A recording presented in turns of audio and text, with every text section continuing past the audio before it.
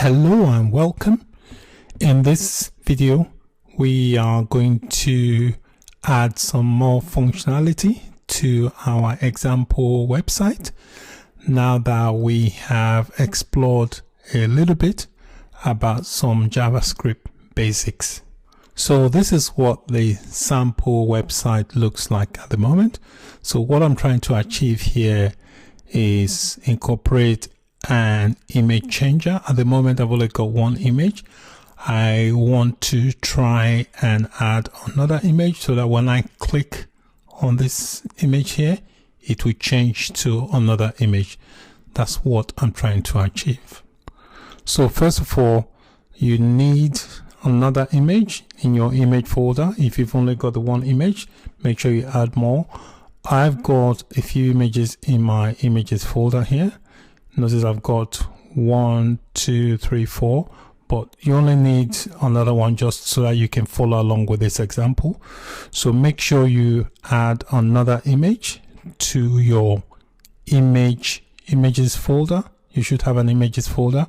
So add another image.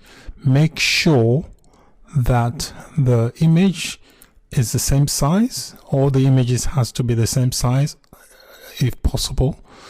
I've already showed you earlier on in the course how to resize your images. So if you're not too sure, if you could refer to the video on that and just try and resize your images to be the same size. And once you've got the images, save it inside the same images folder. Any code you have in your JavaScript file at the moment, you can delete it. If you want to keep the one we've already done, it's up to you if you want to do that. But for me, I'm going to just delete what I currently have here. When you are using the brackets folder, anytime you make changes to your JavaScript file, it doesn't automatically reflect. As you can see here, you can see this dot next to the live preview is basically telling you you need to save whatever changes you've done. The only thing that basically changes automatically is your HTML and CSS. JavaScript, you have to save it first, and the way you identify that is by this little dot. So if I save this here, the title should change. I'm just going to click File and Save. You can see my title has now changed. I have added some bunch of code here to my JavaScript file. So I'm just going to explain the code to you line by line. If you notice here, we've got some errors here.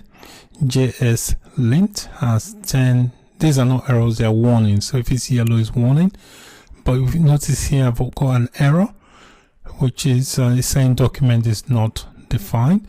This is basically because it doesn't recognize a document as a global variable. It thinks we're using something that's not being defined. So the way to get around that is just to put a comment